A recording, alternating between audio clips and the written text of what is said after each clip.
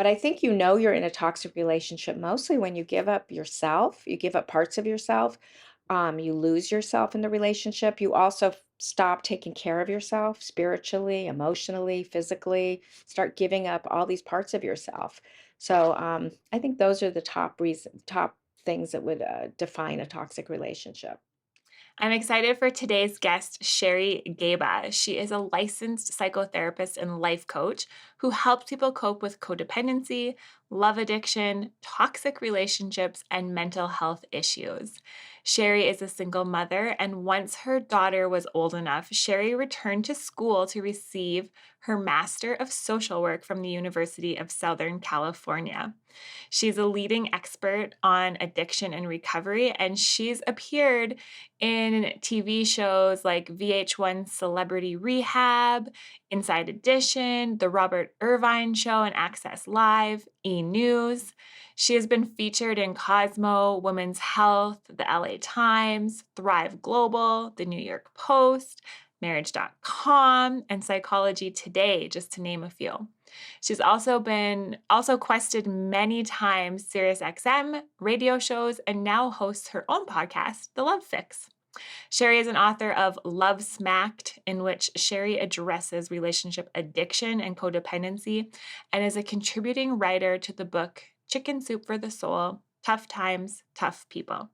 Sherry maintains a private practice, and she is the founder of Wake Up Recovery, an online group coaching program that applies the principles of positive psychology, law of attraction, and mindfulness for codependents, love addicts, and toxic relationships. One, two, three, four. You're listening to the Revive Couple Podcast.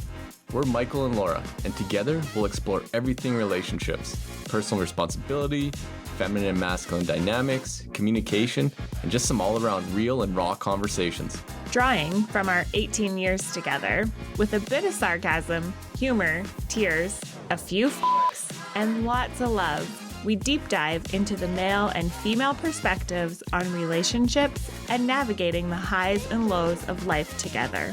Sit back, grab your love mug, and let's get into today's conversation. Hi, Sherry. Welcome to this episode of our podcast of The Revived Couple. I'm so excited to have you today because I myself I like the way you say you're recovering codependent. I myself am, I will say, a recovering codependent, and I love the work that you do. This is the type of work that I do with my ladies, and not only have I been through it in my own relationship with my current husband, Mike. Now I work with ladies on this stuff as well and helping them heal and come home to themselves and strengthen their relationship with themselves so that they can be whole in their relationship. And so when we came across you, I was like, Mike, I'm doing this interview because she's my lady. Like, I love this topic. I love this stuff. So I want to welcome you to our podcast. And I would love to hear quickly before we dive into like the real juicy stuff. I mean, this is juicy in itself because it's how you come to this work, but I'd love to hear a little bit about your story and how you came here, how you got here. Sure. So I had multiple marriages. I write about it in my book, Love Smacked. I really wanted to take away the shame and the blame of people that have been in multiple marriages. And then it kind of morphed into more about multiple relationships that haven't worked out. And underneath that is the layers of codependency and love addiction. My last divorce ended, I was married to an alcoholic, and I was extremely obsessed with trying to change, fix, control, and manipulate him to get sober. And of course, we don't have that kind of power. Of course, at the time, I thought I did. And here I am, a therapist. I work in the addiction field. I've been on television. I was on Celebrity Rehab. I worked at Malibu's Promises, which used to be, one of the first really famous kind of Malibu rehabs. And here I am, like going through all this stuff within myself. Started writing about addiction. And then I realized, oh my God, how codependent is that? I'm writing about the alcoholic instead of really writing about my journey and the work that I really have been called to do. So it sort of morphed into love addiction and codependency. It started out with addiction. And The earliest story is that I was born premature. I'm in my early 60s, and in those days, we weren't mothers weren't allowed to bond with their babies. I know you're a new mom, Laura. You have an 8 week year old. So can you imagine if your baby was in an incubator, didn't wasn't able to be held, nurtured, bonded, no human touch for about 2.5 months, and then I came home with my mom and she was a nervous wreck. So there was this real rupture in bonding and attachment. So from the get-go, I was a love addict, always looking for attention. And when you're desperate for looking for attention, you're going to end up settling a lot. So it's again, it's going back to really helping women, men not feel so bad that there are choices we make in life and there are reasons we make that choices. And often it's some kind of early trauma, neglect, or abuse. Um, and that's really how I got here. I mean, the story goes even farther back. I became a therapist because I was a single mother and I wanted to help other single parents. And it's just been this amazing 30-year career that now I just love helping people deal with toxic relationships, getting out of them, healing, and love addiction and codependency. Thank you for sharing that. I mean, I would imagine that your story has depth, and we could probably talk about that forever. And I love people's stories, but maybe we'll have to chat another time so we can learn more. What is love addiction? And what would be the signs and the symptoms? Like, how do we know if we find ourselves in that? So, love addiction is a process addiction. So, we can be addicted to substances like drugs or alcohol, but there are other types of addictions we call process addictions. They can be called lifestyle addictions, soft addictions. So, when you think of codependency or love addiction or gambling or food or internet, texting, gambling, all this stuff, those are really process addictions. They're a behavioral pattern rather than a substance. Um, and what happens with love addiction, well, before I go into that, it's actually gives you the same euphoric states that a mood altering substance would give you, if you can believe that. So, love addiction actually does something to your hormones, your brain chemicals, and so forth. Um, it basically is a person's only identity. Love addiction is really, I'm only a self if I have you in my life, meaning a relationship. And then if a breakup occurs, it's sort of along the same lines as someone who has a heroin addiction.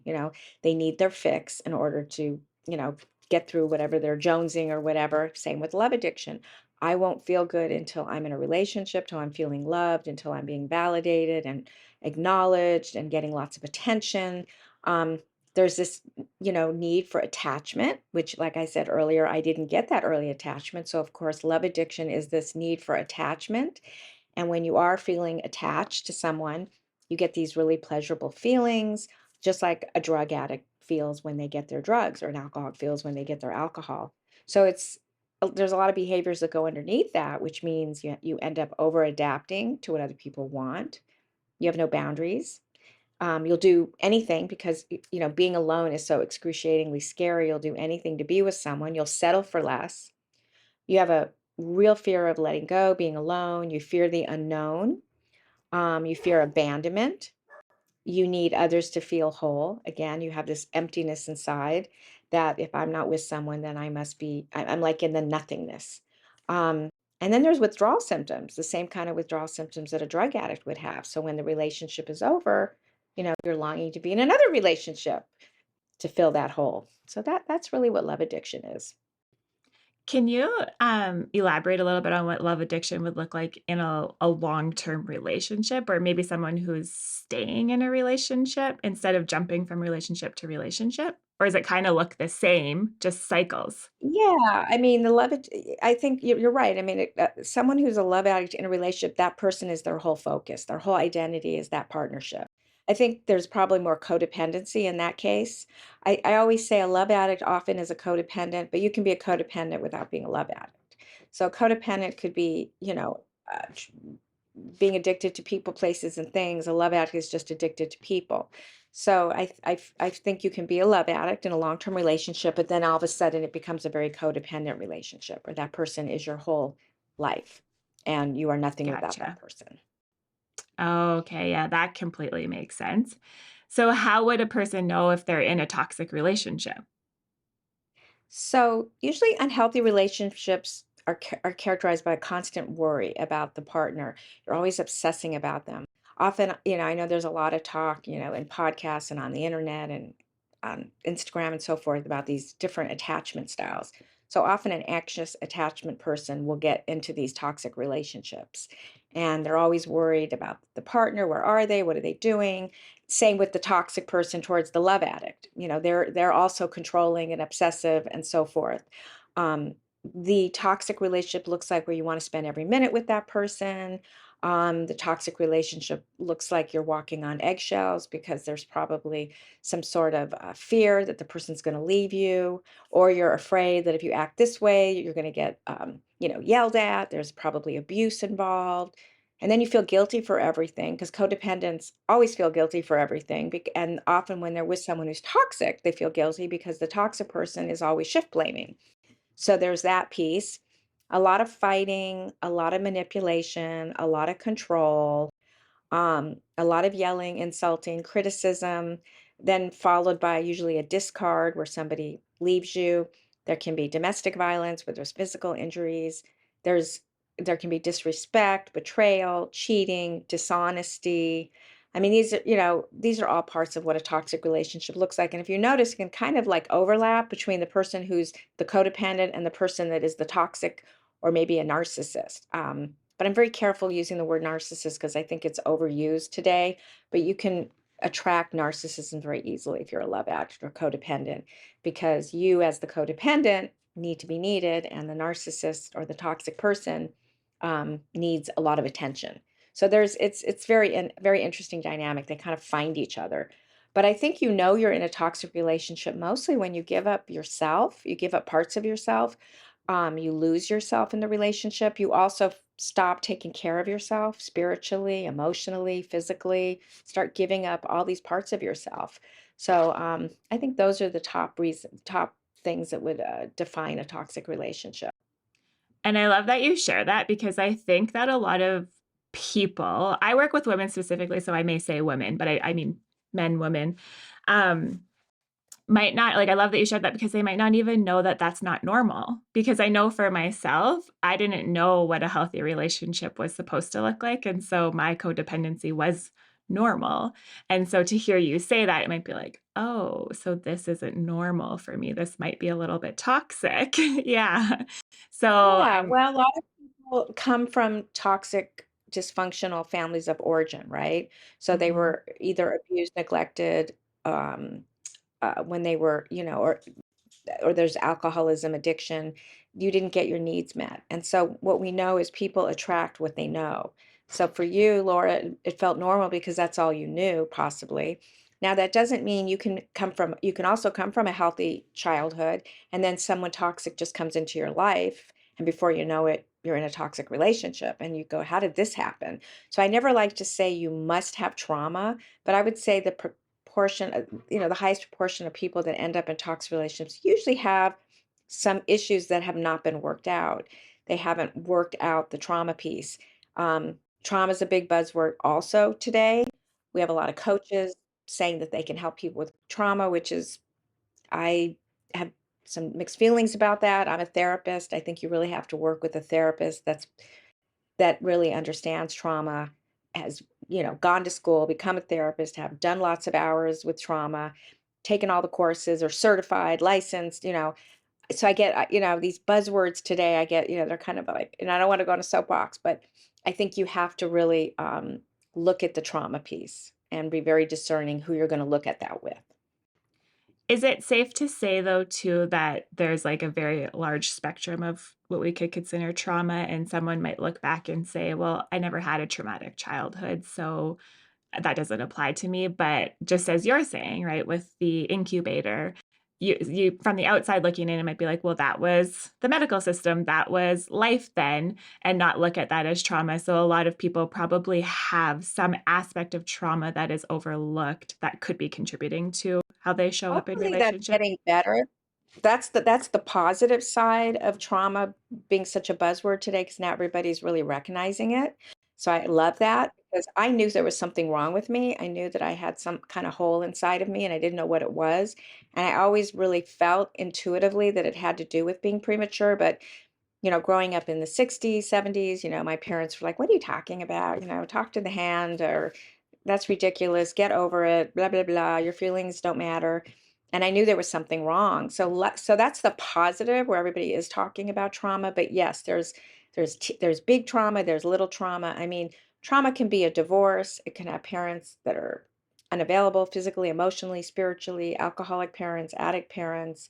You can be a parentified child. You can come from a family where had a single parent raising you. And so you suddenly became this little adult way before you had the capacity to know the things that an adult would know. But suddenly you're put in this role as being the parent for your parents. So yes, there's all kinds of traumas. I mean, I've worked with people that come from war-torn areas, Yugoslavia. I mean, the list goes on of all the tsunamis can be a form of trauma, divorce. Another kind of trauma is having a sibling that might have taken up a lot of attention in a family because they had either some kind of oppositional defiant disorder, or they were going to be an addict one day. So their behavior was out of control, and all the focus was on their sibling, and then you kind of got lost. I mean, the idea is that you didn't count. Your parents, and maybe it was no fault of their own, but they were too busy. You felt invisible, your needs weren't met, and suddenly you become very other focused. And that there you have a codependent born, right? Like it's about everything outside of me instead of what's going on inside, because nobody really knows I'm here anyway. Yeah. Okay. I can totally relate to that because I'm the person you're talking about. My parents divorced when I was 3. My parents were very loving and great, but they also had their own, I'll say, shit that they were coping with and didn't have the tools and the resources necessarily. Right. So I was that parentified child, I think, I just learned to read the room and assess how I would behave based on what everyone else was feeling and carried that through my life. Daughter in some ways is parentified because I was a single mother, and I was very young. I was in my 20s when I had her, there was no father around, and it was just like it was really hard. It was really hard. She had to grow up really fast. So Yeah. yeah, and again, it may not have been any fault of mine, it's just Yeah. how it happened. So, and that's the thing, if you were to ask me like, why do I do what I do? It's to take away the blame, take away the Yes. shame. I'm so glad you're saying that because even just for me to say that about my parents listen to my podcast. And so they know all of this, right? About myself. And it is never to blame them because I can't imagine if I was in those shoes, especially like you said, in the 70s and the 80s and the 90s of it wasn't talked about. The resources weren't there, right? So it was a lot more shameful. And I never blame my parents for anything. I know that they did everything to give us everything we needed, but there was just aspects that I made to be true for me, right? With my needs Yeah, and there's my the wants. and I feel like I'm talking over you. I'm so sorry. No, go ahead. There's the and, right? Like okay, my parents did the best they could, and there's some things that happened that really resulted in some other things that I ended up doing in my life. I made choices. It's not about blaming them. It's just like, this is just the reality. I think a lot of people hesitate getting therapy because they don't want to betray their parents. They don't want to talk bad about their parents. Then there's some that are all they do is talk about their parents and blame everything on their parents.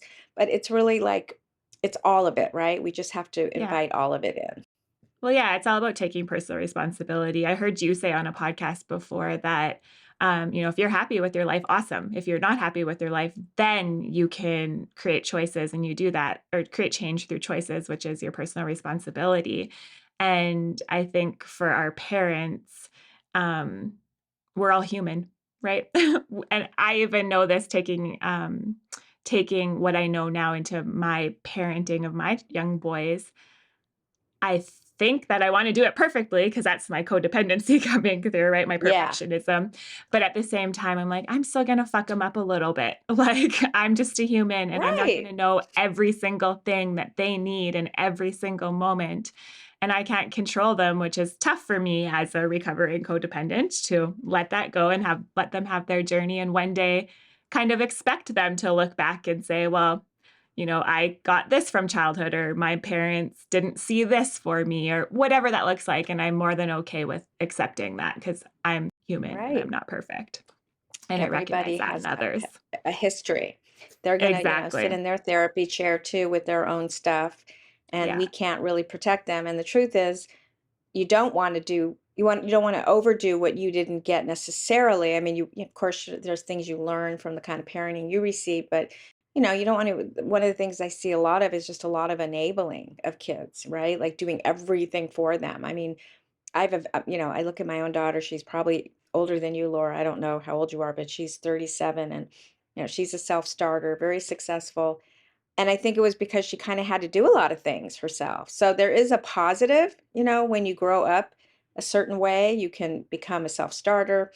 Um, and the trauma that like for me, having the trauma that I had, I became successful too because I used that trauma to move forward in my life, to be successful. So it's not all bad, right? It's No, it's not all bad. I think that's kind of the pitfall to like personal development, and the awareness is that we tend to put more focus on the negativity or what we deem negative, when no, it all made us who we are today, these characteristics. So it's Exactly. great, but it's just Exactly. having the awareness of what's working and what's not working, right? What we can change and what That's we right. don't want to change. But I want to That's come back exactly right. to, I've heard you talk about love bombing before, and I think that term is very intriguing. And I would love for you to elaborate a little bit on what love bombing looks like. Sure. So that word again is a lot of it's a lot of Instagram stuff about it because it has a lot to do with narcissists, which is everywhere. You can't look anywhere without seeing something about narcissism. But love bombing is, that going over the top. Oh gosh, I love you. I can't believe it. We're meant to be. This is amazing. And they lavish you with gifts. It's not like a slow and steady dating relationship. It's like way over the top. They're texting you and they're calling you all the time and they're telling you they love everything about you. I've never met anyone as perfect as you are. You're the only person I want to spend time with. They bombard you with phone calls and texts. They try to convince you that you're soulmates. They say things like, "Oh, we're born to be together. It's fate that we met." I always share the story about a guy I dated a couple years ago, and I actually dated him a couple months, way longer than I should have. But again, it's not about blame or shame. It's just another learning experience. But on the first date, it's like, "I'm going to marry you," and I knew intuitively that was not a good thing to say. That's like, you can't know you're going to marry me. You don't even know me, but we get vulnerable sometimes. We're single. We're tired of dating guys that, don't give us any attention. There's so many variables. Again, I'll go back to no shame or blame, but that would be love bombing. Just somebody that's way over the top and, just isn't slow and steady, as I say. Perfect. And someone who has like an anxious attachment, they just want to be needed, right? They want to be loved. And so is Right. that kind of like the hook, line, and sinker of like, oh, okay, I'm going That's to a be their great, everything. great part. That's a great point, Laura, is that so I do have an anxious attachment style that I have worked on, and I'm much more regulated than I've ever been in my life, thank God. Um, and so, yes, someone who hasn't done that work wants to be, they want that attention. They want that constant attention. They want that constant validation. Why? Because they didn't get it early on. So then when somebody tells them, "I'm going to marry you," you're like, woo, woo, this is great. This feels so good. It feels so good, and then it doesn't feel so good because it's not real. It's an illusion of who you think somebody is. They usually end up being, often these love bombers end up being narcissists because that's how they reel you in. They say they're very good at this. They know exactly what to say. They know exactly who to pick. They pick the most vulnerable, the most lonely. Um, it's amazing how they find each other, right? The toxic narcissist and the codependent love addict. It's unbelievable. So yes, being a love addict would definitely make you more prone to wanting that attention, Do that you early attention. do you think, and I don't know if this is a question, if it's a very open-ended question, but do you think that narcissistic or toxic people consciously know what they're doing? Or is this like just an unconscious behavior that they go out and find, or Yeah, I'm almost asked that energy all the that they're time. magnetized? Yeah, so you're asking if the toxic person knows what they're doing. Um, both the codependent and the narcissist or toxic person both usually have abandonment issues. So they're really the same, but two sides of the coin, right? One needs attention, lots of attention. One needs to be needed. Um, They know what they're doing, but they don't care. That's like the best way to say it. They know what they're doing, they don't care. Their brain is not wired like ours. They don't have empathy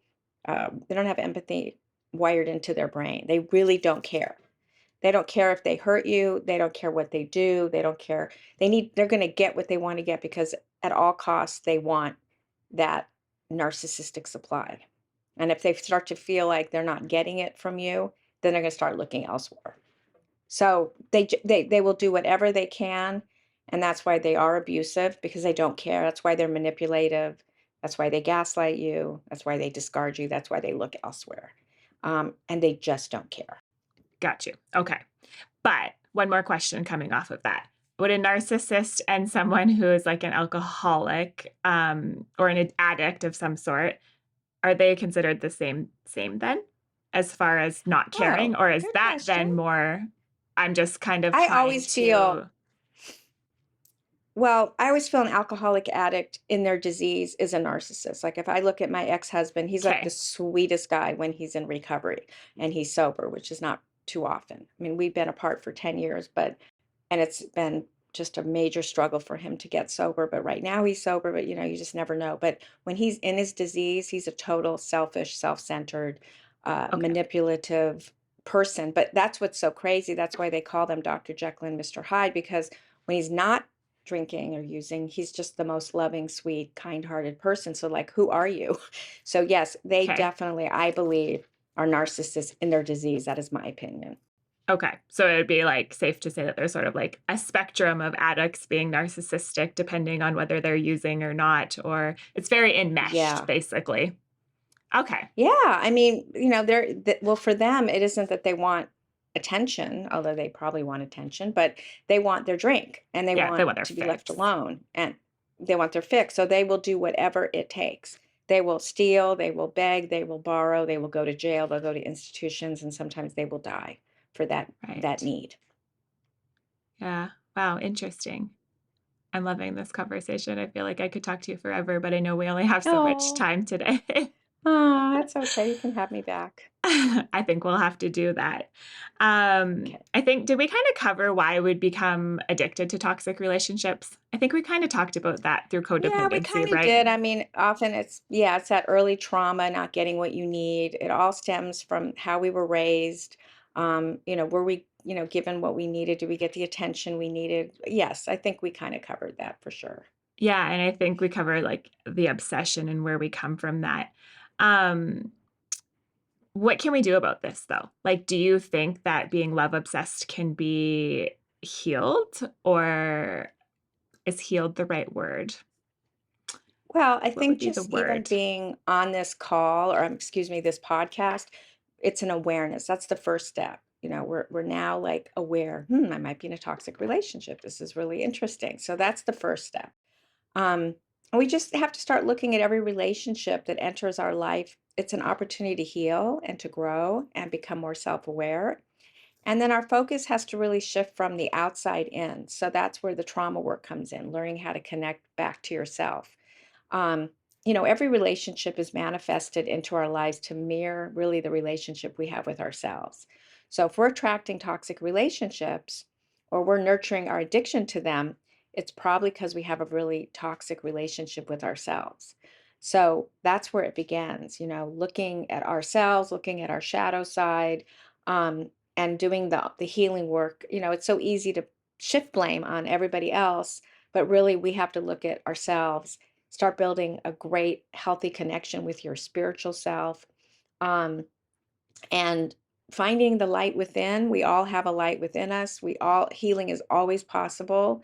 um, and it's really about reconditioning ourselves and becoming addicted to our healthy self rather than our unhealthy self. And there's so many great tools to do that. I mean, starting with trauma work, learning how to regulate our nervous system. If you're someone who has an anxious attachment style, learning how to self-soothe, how to be comfortable in your own skin. When I was more focused in the addiction field, which I still am, only more love addiction, it was always like the opposite of addiction is connection. So, you're not going to be looking outward when you can look inward and be comfortable inside. It's an inside job, not an outside job, as they say. So, yes, I think there's great hope. Um, there's great programs out there. I have a great program I can mention. Um, and there's just so much great information, but I always have to do my little soapbox. Be discerning in terms of who you hire, who you work with, what you join, what programs you sign up for, because there's a lot of noise out there. Oh, there is. I 100% agree. I just wanted to share this because when I seen you, I was like, oh, this is super interesting. And you mentioned Codependent No More with Melody Beattie. That was one of my favorite books in the beginning of discovering that I was codependent, which was a hard pill to swallow because I'm like, wait, no, I'm perfect. I'm the one who is great in this relationship. He needs to change. And I found myself Yeah, at CODA meetings as well, which was Codependence Anonymous, yeah, right? So the 12-step program for codependence. yeah.